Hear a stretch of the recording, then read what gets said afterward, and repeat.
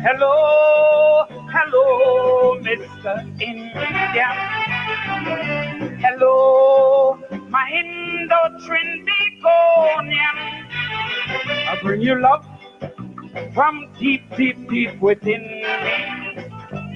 Love meant to clear the hurdles of our history. But there is one thing we must never fail to understand. The African was the first to come here, then the Indian came second. And African toil and they toil and they labor. And they cried and they died under master. So when you celebrating the richness of your culture, you Africa, plenty more than you owe India. Cause the torture we went through is alien to you. The only contract we had was with death.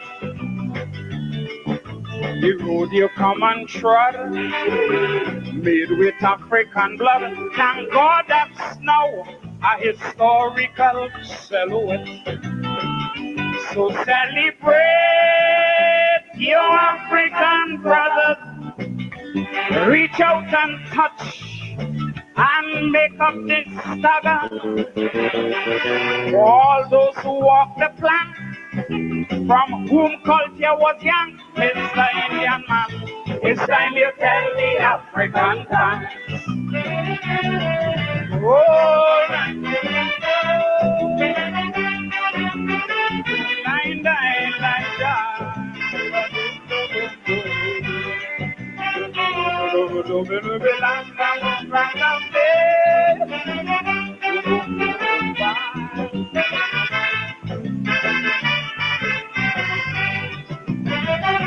if Miss Europe had 2 yard boys in her service, and she emasculated the first one of the two, dehumanize, deculturize, and dismiss, make him sweat for no pay, he going to be blue.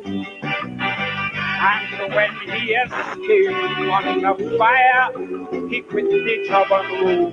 The next boy just strips in with pay and passage to go home. Plus his food, his family, and his culture, and freedom to worship and together. The first boy must feel a double sense of deep hurt and target the latter who was shown a greater sense of self-worth. But we will never let them facts lead us into racial cracks. We will not succumb to the leanings of that era. We choose to look beyond recrimination, to stay away from all conflict and from fracas. So celebrate your African brother. Give him a front seat in your Diwali Naga. Don't bother to pull rank with your money in the bank, Mr. Indian man. It's time you tell the African dance. Oh,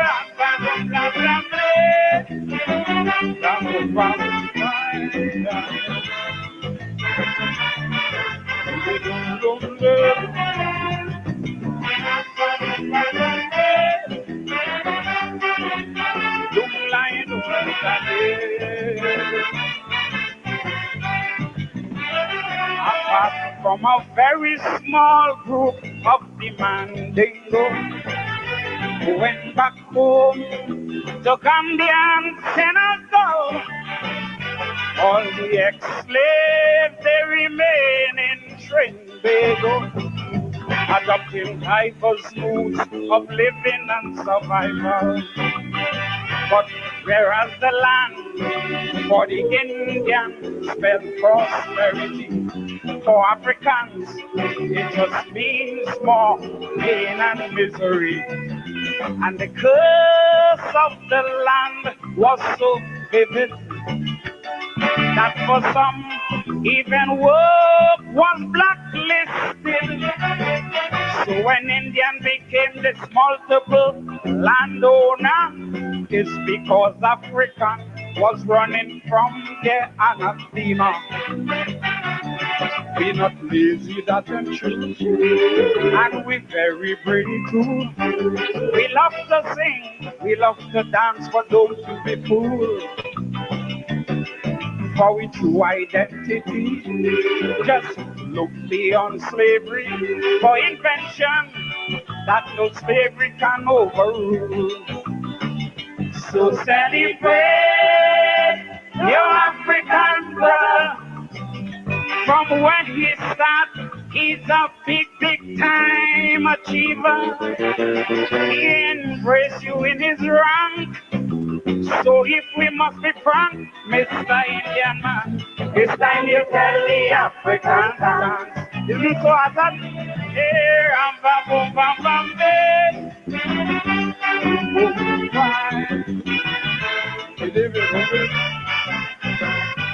not lazy, that and true, and we very pretty too. We love to sing, we love to dance, but don't you be fooled. For we true identity, just look beyond slavery for invention that no slavery can overrule. So celebrate your African brother. From when he started, he's a big, big time achiever. He embrace you in his rank. So if we must be frank, Mr. Indian man, it's time you tell the African dance. Isn't so as that? Hey, ram, bam, boom, bam, bam, hey. Boom, bam.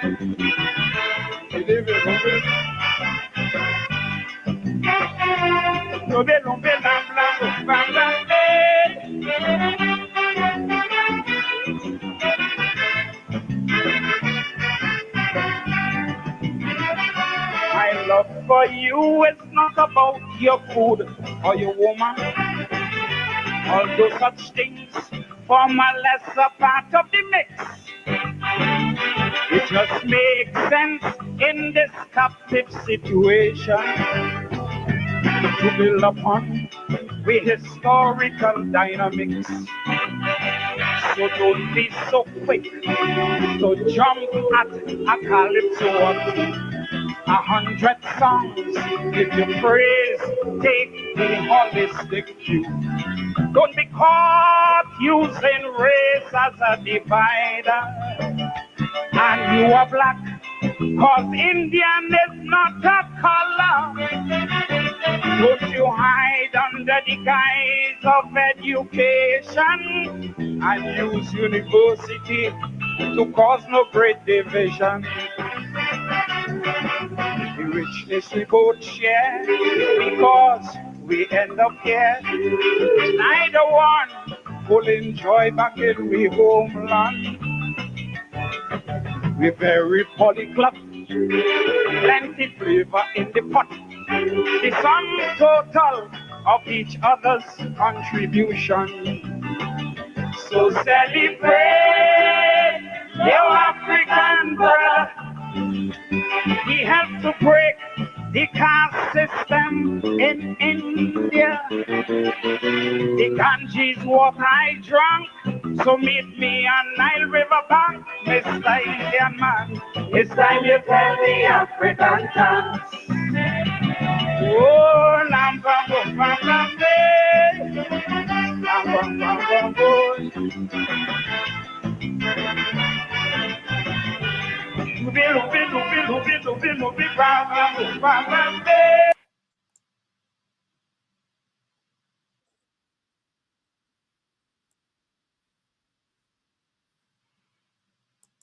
I pause because this kind of music brings tears to my eyes. The brother gave a thesis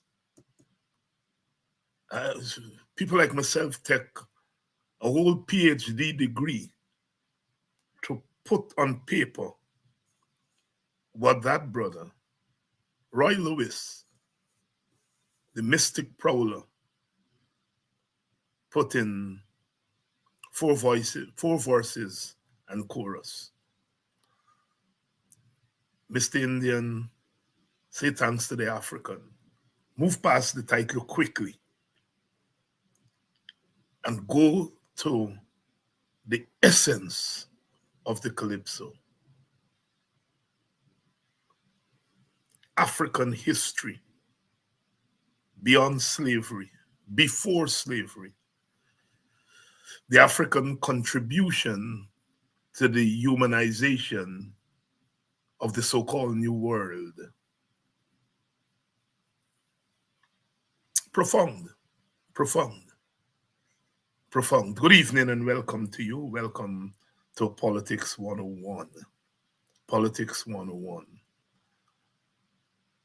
Say thanks to the African. You know, people cuss us out because we talk about prior arrival.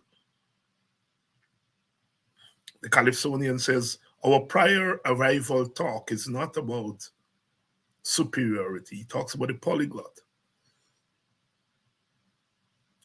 You are as much part of me as I am part of you, but I was here first. And the Europeans had two of us. They demonize one and they give one an apparent pass with his culture and his language and everything. Land. And therein lies the roots of our division. But we think our division has to do with something that the African did. The Calypsonians say we helped to bring an end to the caste system in India. True, true, true. The caste system in India was partly about Africans. We were the Dalits, we were the untouchables. We teach history not to cause trouble. We teach history to prevent trouble. We talk about African history not to cause trouble, but to prevent trouble. Lord knows, given what we went through, we should not be talking to people. As the Calypsonian said, we took our Indian brothers or Amerindian brothers or Portuguese brothers, Chinese brothers, we took you in our ranks. When you mix with black and Chinese, they don't take you. When you mix with black and white, they don't take you. They call you all kind of names, colored, biracial, this. When you mix, we just take you. And we just take you as African, as black people. No other race does that. You all think about it. You all think about it. Think about it. Think about it. We do not exclude, we include. We include. Because there is a humanism. We came from Africa with our humanism. Actually, we gave the world humanity. We came from Africa with our humanity. And even slavery could not take that humanity from us. I say this not to say that we are better than any other group, because we are not. I say that to say that we are equal, and the world is still to acknowledge our equal humanity. Good evening and welcome to Politics 101 on a Wednesday night. Brother Eric Phillips is here, Chief Eric Phillips is here, and we are going to be talking our thing. Tonight, we want to talk about development among the Black youth. Development among the Black youth. Overnight, we got information that the police swooped down on the parents, the mother and the grandmother of Melissa Atwell, known to most of you as Melly Mel, and there's a lot of condemnation and so on. And we want to join with others in expressing solidarity with the sister, because they're trying to get at her. But I want to say something that nobody else in the so-called political arena, you're going to hear it from some of us in the cultural arena, but in the political arena will not tell you. There are Indian people who speak out against this government. Not many of them, but some of them speak out against this government. But I bet you my bottom dollar, the PPP is not going to send the police to go and harass the 56-year-old mother and 87-year-old grandmother. They're going to do things against Indians who speak out against them, but they're not going to send the police to hunt two elderly women down. And one of the problems is, well, Melly Mel speak out against the government and they're going after, but they're going after because she's a Black woman. And you want to know? And Moko, they knelt on Black women, they beat Black women. In front of the hospital, they licked down Black women's stalls. At Hillfoot, Mackenzie, they licked down Black women houses. They spit on a Black woman who was guarding them while they sleep. Melly Mel is not the first Black woman, not the first Black woman they've gone after. But you see, we Black people can't bring ourselves to say they're going after her not because she's a woman or because she's young, or they're going after because she's a Black woman who should be in her place. And they reserve the harshest. You think they're going to go to an Indian 50-something-year-old woman, 80-something-year-old Indian woman and say, we come because we find drugs outside your gate? Americans call it dog whistle. It's racism. They didn't say they're going to find gun. After all, if you want to overthrow the government, they're going to say you store some gun. But they didn't go and find gun. They said they're going to find weed. Black people, recreation drug of choice. You all understand. You all understand.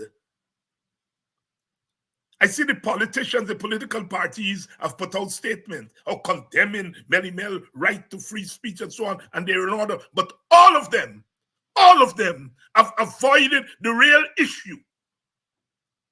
And that is they're going after that woman and her family because she's a Black woman. If she were an Indian woman protesting against them, exposing them, they'll go to her with a bag of money. And your Black people are not seeing and calling it for what it is. Dr. Henry Jeffrey was here last night. And he started off by saying Bertie Ramcharan was trying to shield the PPP. And the PPP couldn't understand it. And at first, many of you wanted to know what was he talking about. And he made the point. The problem in Guyana is not autocracy. The problem in Guyana is that the PPP is an Indian autocracy. The PPP is an ethnic autocracy, and our politicians are failing to say that. We're going to talk about young people tonight. And I hear them saying that young people this and young people that and so on. And we don't mobilize young people the right way. I took time out when I was in Guyana for those 4 months to spend a lot of time talking to young people. And young people are much more racially conscious than we think they are. They're not joiners. Unlike my generation, Eric generation, when we used to join, these young people are not joiners, but doesn't mean they're not conscious. And they understand while they're being beaten down. They understand they're being beaten down because of their race. But our leaders do not reinforce it. Yes? They can give $40,000 to our young people and tell them, put on a red jersey and go to a PYO conference, and they parade them like ornaments, like where they used to do them during slavery. And our poor young people don't have the kind of consciousness and contact with the history to understand what is happening to them in real time. But their leaders know that history. And their leaders will say everything except that. If the leaders are fearful of saying, I am black, I am proud, I am beautiful, and I'm a human being, why do you expect the followers to say it?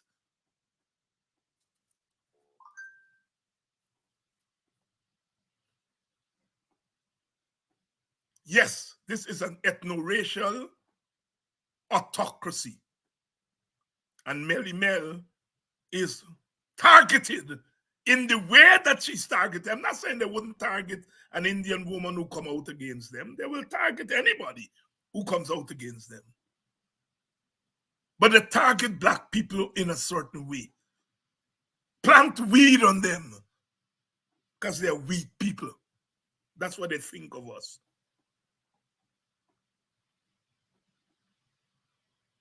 Good evening.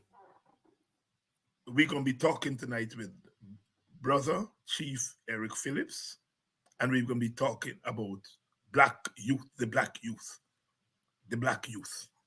and development, because we ain't going to develop if the black youth are not developed. And black youth can be developed with $40,000 part-time job and a little contract for a $2 million, and they can only carry home $200,000 to their family. They're not going to be developed like that. So that's what we want to talk about tonight. Welcome. Let me bring in Chief Eric. Chief Eric, Jambo. Good evening, Chief Uhuru. That Calypsonian was extremely profound, and I don't think we make them like him anymore. We need to, because they were the ones that fostered change. It was interesting that he said, Indian isn't a color, black is. And Yes. it goes to share with us his understanding of the broader context of what happened before slavery, during slavery, and after slavery. So it was quite fascinating. And like you said, we would take a thesis to do that. He did that in 4 minutes. There you go. There you go. And that is why, Eric, I say, when God was giving us gifts to give to the world, he gave us a great gift. And that is the Caribbean gift to the world, the Black Caribbean gift to the world. I say it is the greatest music in the world because it does things that other musics do, but it does more. My student always asks me, Dr. Hines, you all dance to that? And I said, yes, we are unique. We dance to politics.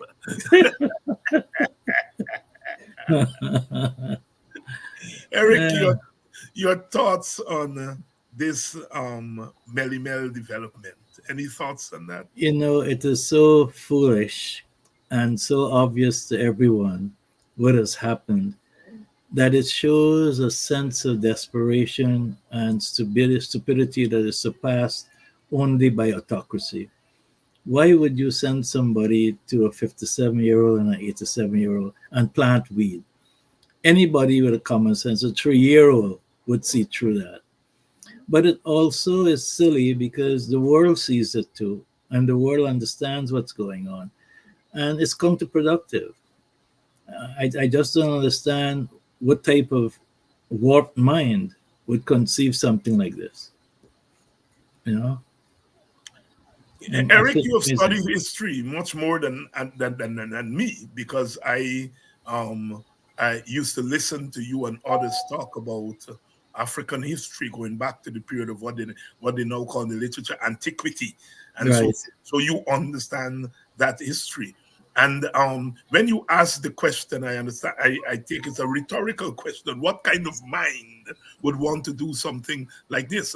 Well, it's a mind that is steeped in racial supremacy.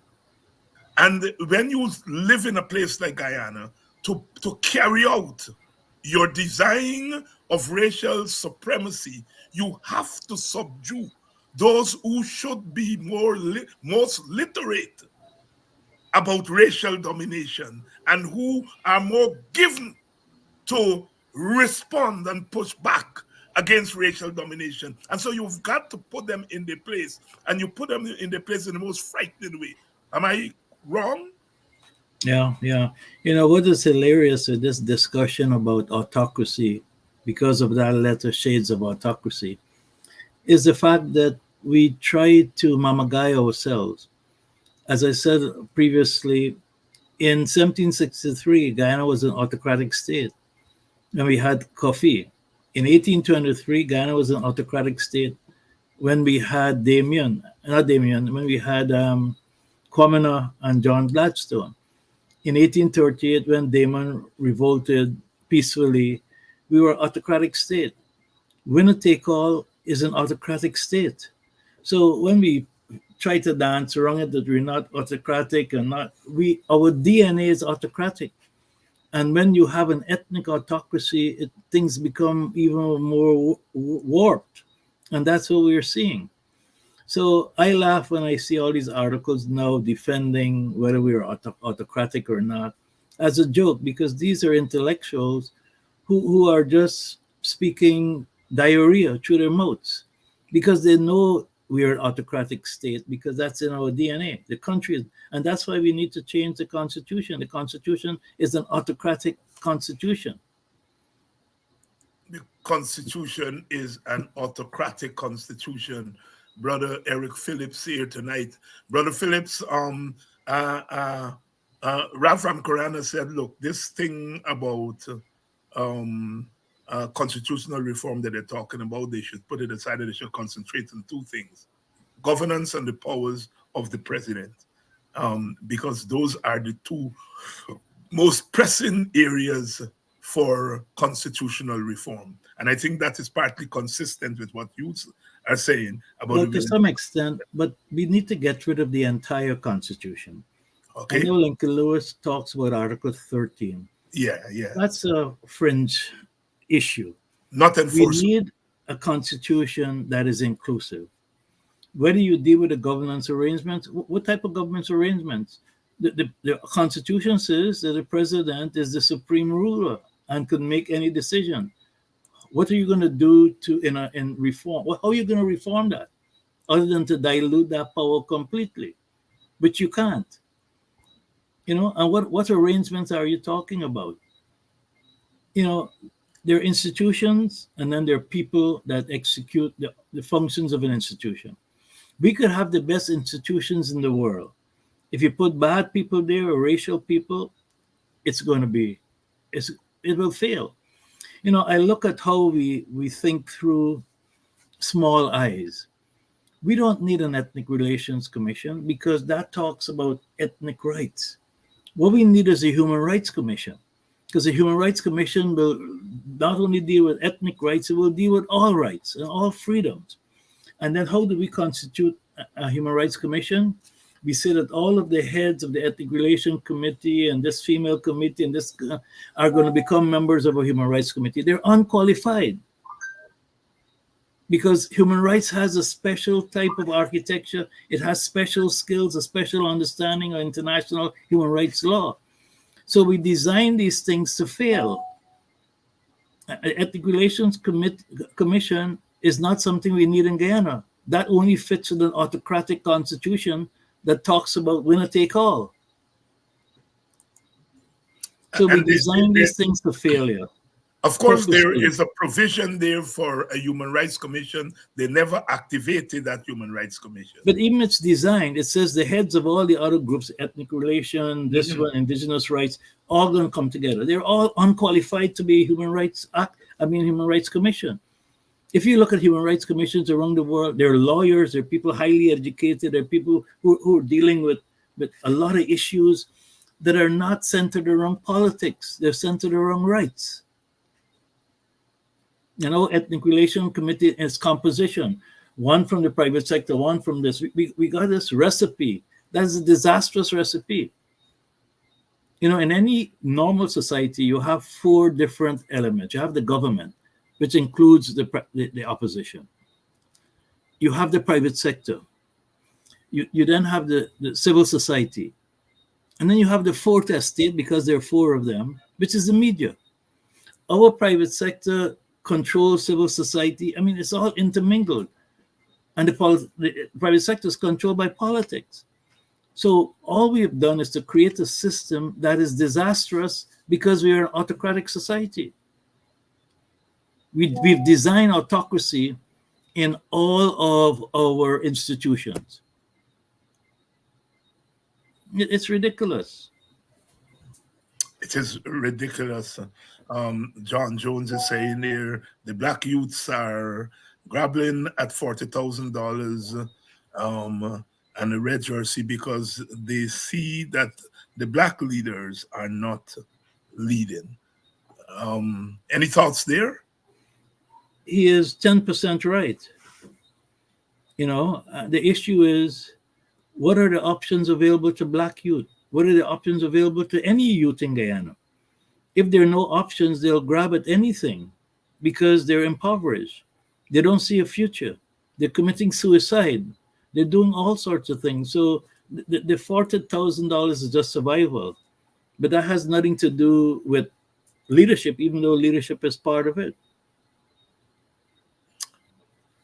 Leadership is part of it. Eric, let's get into the issue of tonight, and that is um, uh, the development of the black youth, because of course the majority of our population is young. The majority of the African population is made up of young people, Mhm. and often we pay lip service to youth, but we do not get into a profound way in terms of crafting policies that are going to benefit young people. Right. And you have been thinking about this issue. Your rationale for talking about youth development, in addition to other kinds of development, but that youth development is important. Why? Well, David, youth are the essence of any democracy. When you're talking about development, youth are the essence of development. Development is a human thing. It's not about housing and cars. It's about people. And if you have a youth population that doesn't have agency, that doesn't have access to capital, that isn't trained properly, doesn't have the right education, you're creating an environment where your society will suffer. And so when I talk about youth tonight, I'm going to talk generically about all youth in Guyana, because that's how I approached it when I was at the University of Guyana. I taught more Indian youth than African youth. But the elements are the same. And then I customize it to African youth because there are some special needs. But I also want to give some background because since 1996, I've been at this, looking at you. The Guyana 21 plan, with Stanley Ming, Supriya Singh, Jerome Khan, myself, Malcolm Chowki, Joe Singh, everybody put together. That was a youth plan, a plan that looked into the future. Of course, in 2020, that was converted into Guyana 2030. But I also wanted to say that in 2008, I started to really focus on this, even though the Guyana 21 plan was in 1996. Because in working at ACDA in a volunteer way with a school, I started to realize that we had a lot of at-risk African communities. And so I approached the IDB, Inter-American Development Bank, and they gave us an $80,000 grant that we had to match at AGDA. And what we did was to get 10 young people each from Buxton, Agricola, and Alboystown and put them through a whole year training. They got 17,000 Ghana dollars a month for transportation. Of course, they got meals. They came to AGDA's building 5 days a week.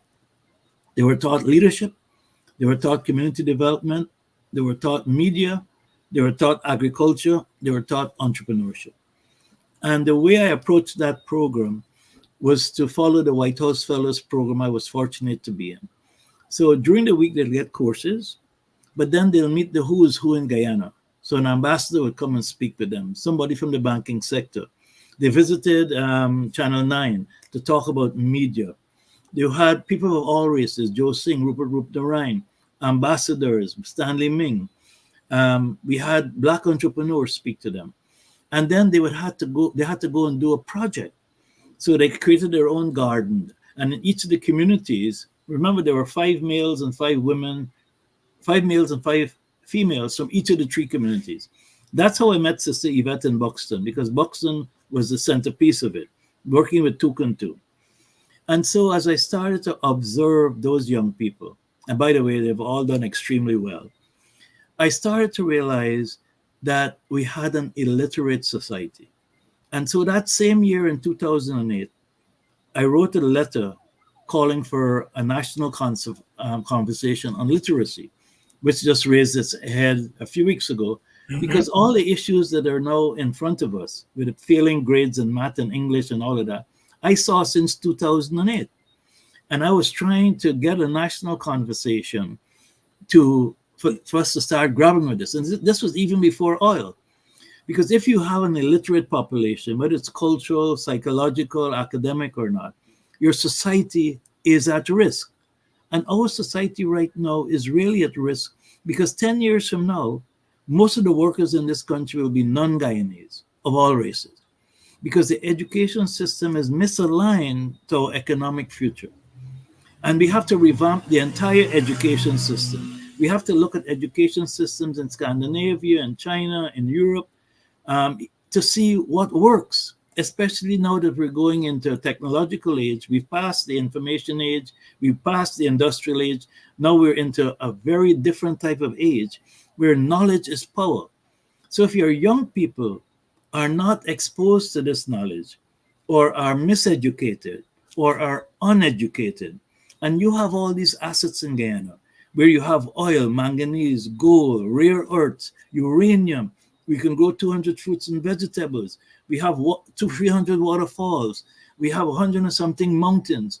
We're not prone to hurricanes and earthquakes. Everybody's going to look at us and try to exploit us. And we're starting to see that, plus the migration we've had of tertiary grads. So as you saw in the labor study a few years ago, 10% of our workforce have never gone to school. That's amazing. And when you combine primary and secondary education, less than 50% of our students or our workforce have primary and secondary like education. And then it comes to tertiary education degrees, less than 3%. And we're moving into a high-tech economy. So I saw that since 2008. But I started to address it differently. Remember, we had a massive HIV and AIDS problem in Guyana. So I created Dance Alive, which was a youth program, and I created 26 A to Z tapes, A for abstinence, B for be faithful, and use edutainment to try to educate our youth, because I know that from an academic point of view, they weren't reading, they weren't good at math, so I tried to do that. But then I got involved heavily in youth development by writing in 2010 a 10-10-10 plan for Linden, Region 10. So it was 10-10-10, Region 10, 10 years, 10% growth rate. And what I said in that document, and I still have that document, is that Linden, Region 10, should form a development corporation similar to what New Jersey and New York and all the other states do. Create a development fund, go overseas and find investors because you know what it is you want. And that you would have set up government structures and investment structures to bring business to you. And since Linden was on the road to Brazil, which we wrote on in the Guyana 21 plan, then that would be a hub. And we could do light manufacturing, we could do assembling, we can do agriculture, we can do all these types of things. Now, that plan I gave to Linden and they'd never used it. And I read it today. It's still extremely relevant because it emphasized agriculture, it emphasized tourism, it emphasized entrepreneurship, it emphasized a lot of things that would have been relevant to them today in oil because they're buying most of their food from else places. Then, because of the linkage between young Black entrepreneurs and older Black entrepreneurs, in 2015, as head of the Ghana Reparations Committee, I launched with a group of people the African Business Council. And the main event we had that year, we invited all the top Black businessmen and women in Guyana and gave them awards and tried to bring them together. And we invited Eddie Grant to get the Businessman of the Decade award because of who Eddie Grant was. Nothing came out of that because it was then a small private sector. It still is. And they were still afraid that if they got political or if they got active in a Black business council, they'd be discriminated against because that's the reality. And then in 2018, when I founded the African Business Roundtable with AGDA, what did Imam Roshan Khan says? It's racism because Black people getting together to talk business and they can stop buying from Indians, and there's racism. This type of illiteracy and this type of racism that doesn't want Black people to be in business. So having said that, I again go back to 2008, where I wrote this document, which is the African Renaissance in Guyana. These were 7 letters, and these 7 letters dealt with the political imperatives of African Guyanese, economic imperatives of African Guyanese, psychological, social, cultural, international, and I put it together in an African Renaissance. And I want to read what was the summary of that, David. It says here, African Renaissance imperatives. We build together, we share together, we are one. Shared governance is a fundamental human right of Africans in Guyana. Stimulate cultural pride and the courage to prevail against all odds. Nurture commitment of self-determination through self-employment. A commitment to tackling the scourge of HIV and AIDS, which was bad at the time. The economic, social, cultural, and political revitalization of our villages. Recapture the importance of a sound education as a basis for economic sustainability. Nurture and create youth leaders committed to self-determination, self-employment, respect for all cultures, justice, equity, and the rule of law. Bring all African organizations and all African leaders together. The African intelligentsia must immerse itself in the struggle to end poverty, ignorance, and backwardness in our society. African Guyanese to take control of their own destiny, economically, politically, socially, psychologically, and culturally. And these were 7 letters I wrote over 7 weeks. I got 9 death threats. I had 2 attempts. Kissoon called me Hitlerite.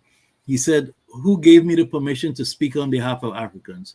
And all I was trying to do was to look at the environment, look at the status of our education in our villages and among Black people. Look at our villages which were not being developed since the village movement because of all sorts of political maneuverings. And I said to myself, having lived in South Africa for 7.5 years and having been involved in Mbeki's African Renaissance, I took some of those principles. Now, David, those elements, political, economic, psychological, social, cultural, international, are all part of a youth development strategy. Because through that, you give our youth agency, you give them entrepreneurship, you give them the ability to want to self-determination, which is again owning your own business. It talks about the deficiencies, access to capital, teamwork. How do you have teamwork to build corps? All of those types of things. But people did not see that because they're accustomed to seeing 1 + 1 = 2, when 1 + 1 in business is really equal 11. And After that, I started to put together a whole lot of plans. This is a document I wrote in 2018. It's 65 pages. It's called Youth Development. And I went through the theory of youth development. But I also gave the reasons for youth unemployment and youth underdevelopment in Ghana. And there were 10. Here are the 10. A globally non-competitive private sector. This is prior to oil, right? We had a globally non-competitive private sector without technology, without research, without capital. We were just traders. And in order to build youth, in order to give them sustainable development, we had to have a private sector that pulled them. But our private sector was non-competitive.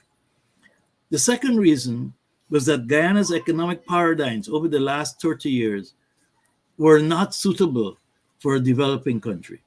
I mean, you can go back to Burnham time and the ERP and what happened after that, and Jagan's socialism and all of that. When you looked at our economic model, it never created jobs. It created debt.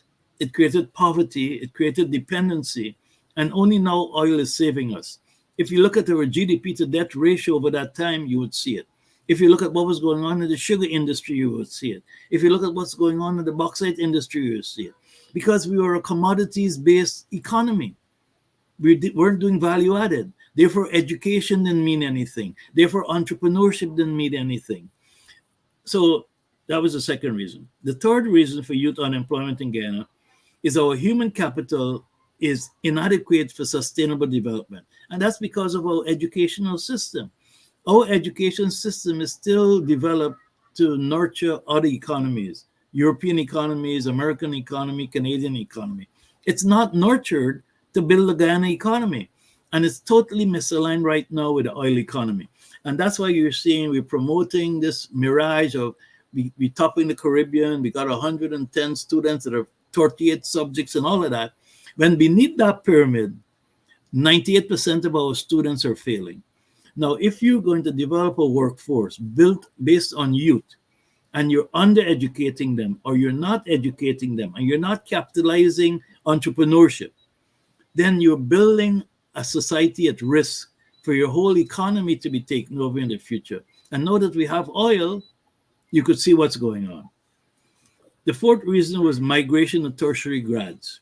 There's a big, when I came back from South Africa, I was shocked. We had old people or older people who were well educated.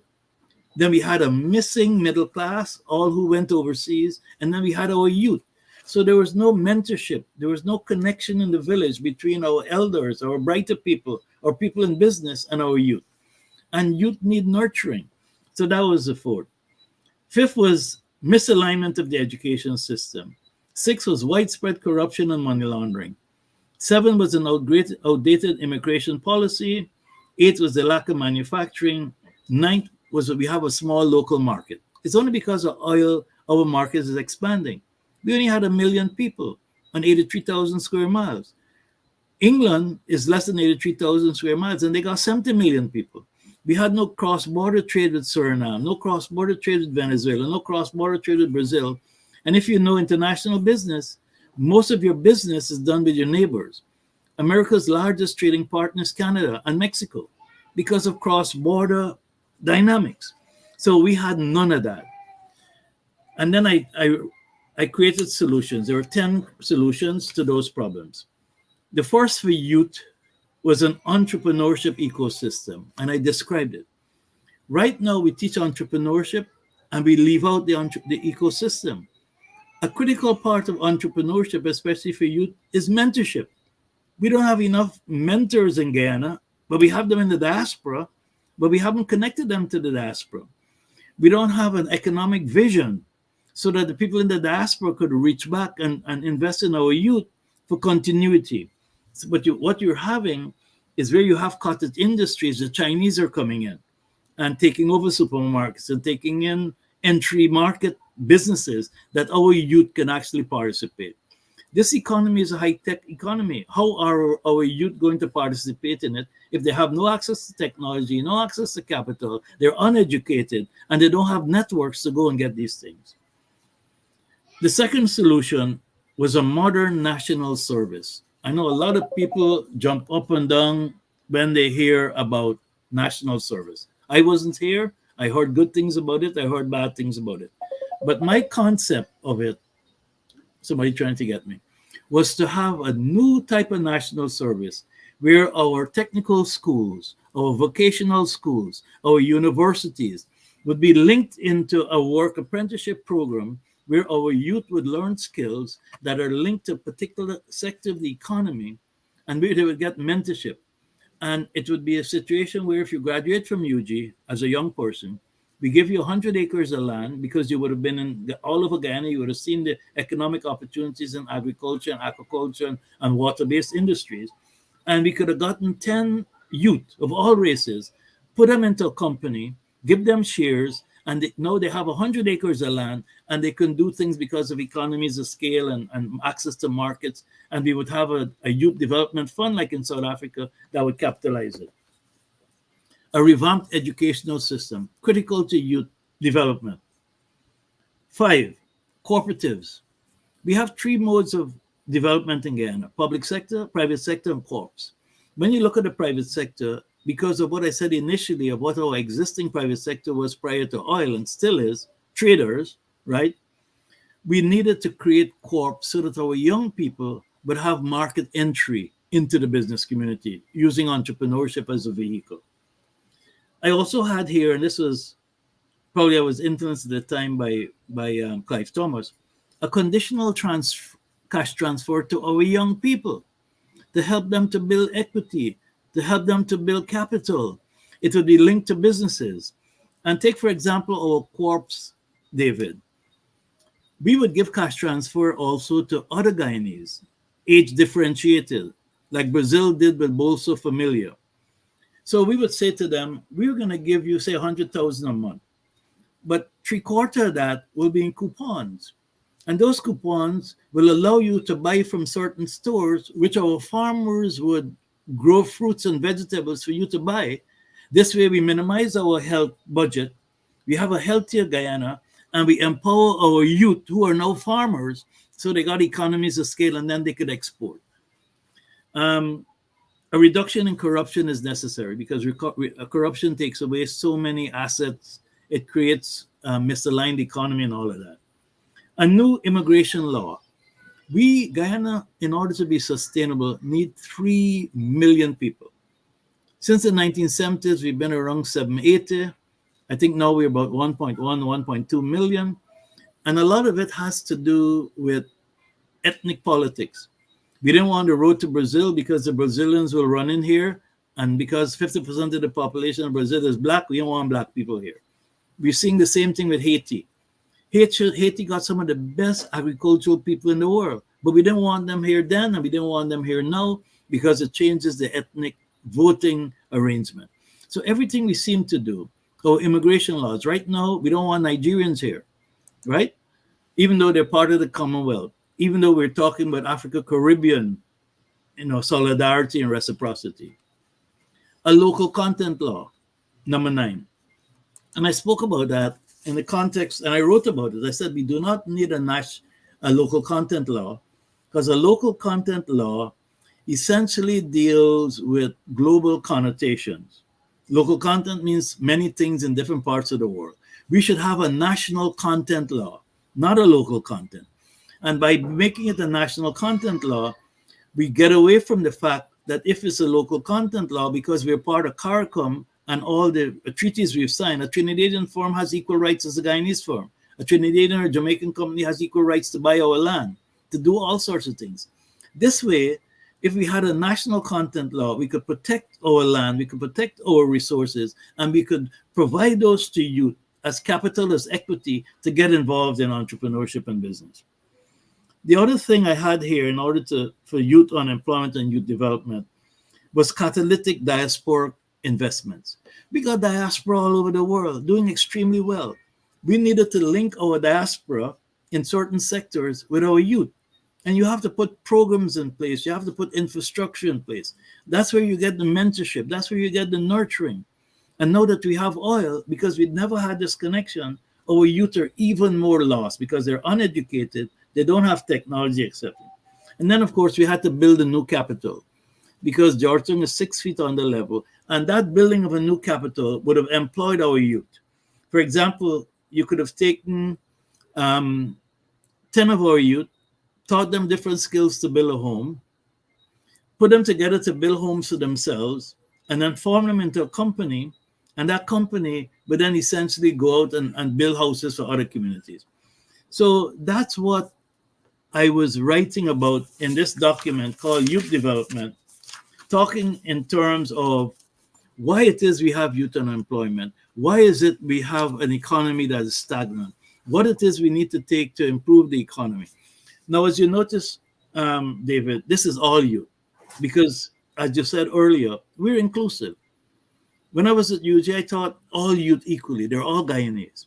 So this would have had a multiplying effect in our economy, where our youth, through economic inclusion, would move towards social inclusion. Right now, all we're pushing is through One Guyana is social cohesion and social inclusion. But for sustainability, for economic growth, you need economic inclusion. And the mechanisms we discussed in this document would have created economic inclusion of all races, and that would have led to social inclusion and social cohesion. I then went further for African people in particular, and I created a Ubuntu leadership program. This program, David, has the following characteristics, and I designed it after the White House Fellow Leadership Program I was involved. Every week, we would have leaders, African leaders in the diaspora and on the continent, speaking to this group of 100 Black youth on Zoom, telling them about business experiences, telling them about business opportunities, mentoring them. Secondly, once a month, we would do a book by a great African philosopher, and we would alternate it every month by a business book. And there we would have people come from all over the world and talk to them about the book, dissect the book, talk about principles of entrepreneurship, talk about success, because success breeds success. We talk about leadership. We talk about business opportunities. We would also teach them about their culture. We would teach them about servant leadership, because that's what you need to build Guyana, not the type of hierarchical autocratic leadership we have. We need servant leadership, right? Where the servant leaders create other leaders and take care of the community instead of self. So this is an extensive program. It's about 60 pages that I've developed so that our youth would get over the hurdle of not being properly educated, of having no mentors, of not being exposed. Because if they're exposed to 100 people from all over the world who are successful, Dangote and all these people who would speak to them for 2 hours, right? Because the program would be 3 times a week. One would be on entrepreneurship, one would be on leadership, and one would be on being exposed to mentors and business networks. All of this has been written up. And this feeds into the document I spoke about last week, developing African Guyanese middle class and African Guyanese business community featuring youth. So I just wanted to give you that context to talk about youth, all youth, but in particular, it would be focused to some extent on African youth, because if other youth are far advanced and African youth are not, if they don't have the networks, the partnerships, the capital, the access to technology, then they would fall apart. Now, in terms of local content, I also wrote about that. I said that we should have 30% local content Guyanese of everything that Exxon does. But in that 30%, because of the evolution of the business sector in Guyana, where Jagan went to India and brought Corpolani and all these other people, and where the disadvantage of Africans because of exclusion from procurement, that any contract that would be given to a Guyanese company would have a subcontract to African and Amerindian groups, where you would build them over time, the capacity, the et cetera, et cetera. I just want to stop there because I can go on and on and on in terms of the books they would read, the philosophies they would read. But it all comes back to my African Renaissance. Be independent, self-determination, building your community, sharing with your community. We build together, we share together, we are one for all Guyana. Eric, have you been able to interest anyone close to power and authority in this plan? I share this with the last government in many different ways, starting with a 10-point plan after former President Granger had come up with a 10-point plan for Amerindian community. I shared with him with that. We then looked at all the sectors of the economy, and we said that for to create a black business class, you need a banking license and you need an African Development Fund, because that's the only way you could revitalize your villages. But the villages have to become remodernized and remission, because the crops they're growing are cash crops, and that's not sustainable. You have markets. So we would go and get a contract from a country like Nigeria, who bought $40 billion in rice last year, and we would come to Guyana and get 10 farmers with 10,000 acres, and that would be their target. And we would ask the Nigerians to forward invest, put together some money so that they can buy the equipment and tools and seeds and do the soil testing and the packaging for that market. You could do that with different crops. So each village, after being soil tested, would have that. I also have another document here, which is called Community Development, Community Village Diversification and Generational Wealth Creation through Entrepreneurship. And the goals of this initiative are economic revitalization of 10 villages, sustainable and synergistic partnership in 10 communities. So in essence, what I would have done, David, was to go to 10 villages, get 10 individuals, male and female, and take them through this program, the same process that the Amerindians have gone through in terms of their community development plans, and train them to create a business to develop their communities. So if Buxton or Queenstown or Anna Regina or whoever it is, based on their soil testing, based on who lives there, based on the markets available, we would target them. We would support them also with legislation. We would have different, how could I put it? We'd have different conditions for our youth versus businesses that are more mature, so that we give them a lift. And all of this would replicate through the economy. It would replicate through the education system, because the education system would now be directed towards a particular type of entrepreneurship and self-determination and self-employment that we would need to sustain Guyana even before oil. Now with oil, it's even worse. The situation is even more in crisis, with our education system being misaligned, with our lack of resources for our young people. One of the key determinants of whether young people will succeed is something called agency. Our young people don't have agency in Guyana. They're afraid to speak. They're afraid to do things. They don't have mentors that will pull them along. All of this is called agency. They need agency, they need assets, they need mentorship, they need nurturing, and they need guidance. We do none of that to our youth. You obviously put this plan together before the onset of oil, right? Yes, since 1996, I've been working on this with the Guyana 21 plan that had some elements. Then in 2008, as I mentioned to you, when I went into Buxton, Agricola, and Alboystown and saw the conditions, and then I started writing about the literacy in 2008. I did the 10-10-10 plan in 2010 for Linden. We did the Guyana 2030 rebirth. Now that we have oil, African Business Council, African Business Roundtable, etc., etc. It's all a part of a learning process for me as I started to understand the environment.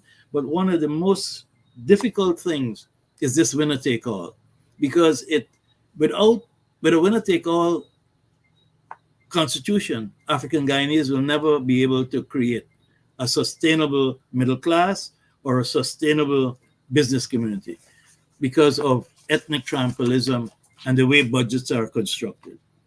And you could see it now with the oil economy, where money is going, whose villages are being built, whose roads are being resurfaced, where wastewater treatment plants are going, where medical centers are going. All of it is so transparent if you look at it and you understand it in the context of what's in the best interest of Guyana, all races. You look at Amerindians, they have all these lands, they have no capital.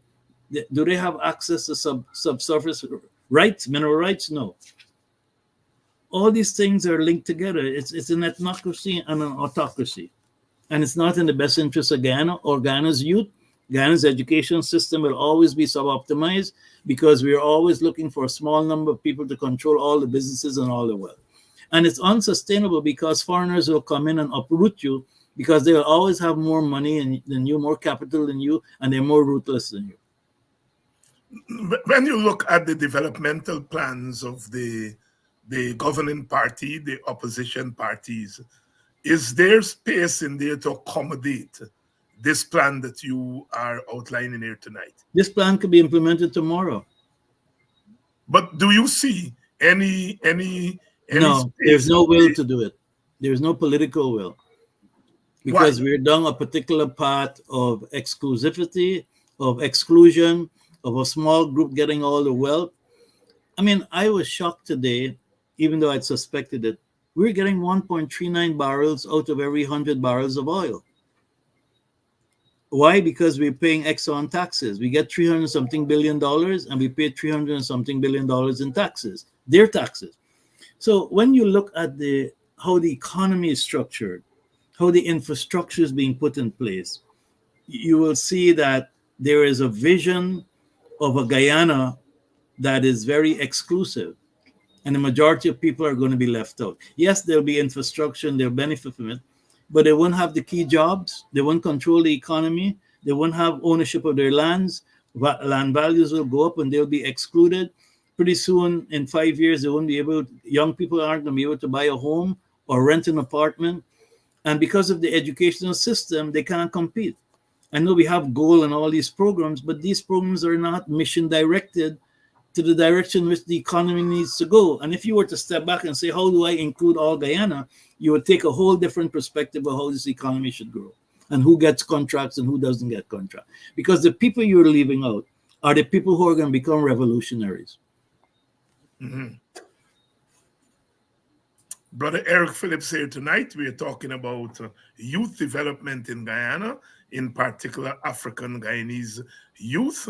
And Brother Eric is, of course, bemoaning the fact that the government, in particular, which is in the best position to come up with a youth development plan, has absolutely no interest in that.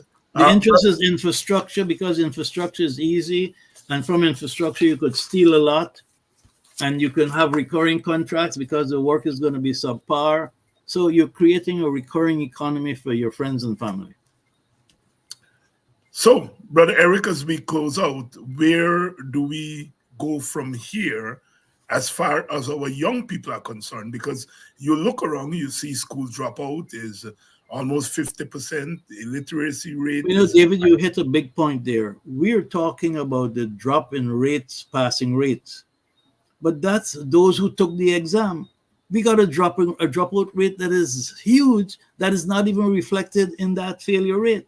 We need to add them to that, and then you'll see like 70% or 80% of our kids are failing math because most of them can't even take the exam. So they failed. And now we're in a high-tech economy with oil. We're a high-tech economy in agriculture. We're into AI. We're into all sorts of new technologies, artificial intelligence, etc. And we are left without any opportunities for our young people. And that is where democracy is centered around youth development. As I said in the beginning, youth are the essence of development, not older people, youth, because they're the ones who have the vitality to push the economy, to bring innovation, to come up with creative ideas, to look at things differently. And we're not teaching them to think. A lot of the students are just cramming stuff. That's why they can do 28 subjects, because it's just answers. It's not about thinking. And in order to compete, you got to think. You got to be able to solve problems. Critical thinking is not taught in our schools. But you have to also have leadership. And you need to have servant leadership, not autocratic leadership. Brother Eric Phillips here tonight, Chief Eric Phillips, walking us through the need for a youth development plan. We'll continue this conversation. As you know, every Wednesday we come here and we talk about African Guyanese issue. Brother Eric, thank you very much for Thank coming. you, Chief Uhuru. Thank you. Brother Eric Phillips here tonight, and we continue our conversation tomorrow night. I think I have who do I have tomorrow night? I know I have a couple of people tomorrow night, but we come back tomorrow night to continue our conversation on our country and where it is going. So until tomorrow night, stay good and make sure you join us same time, same place.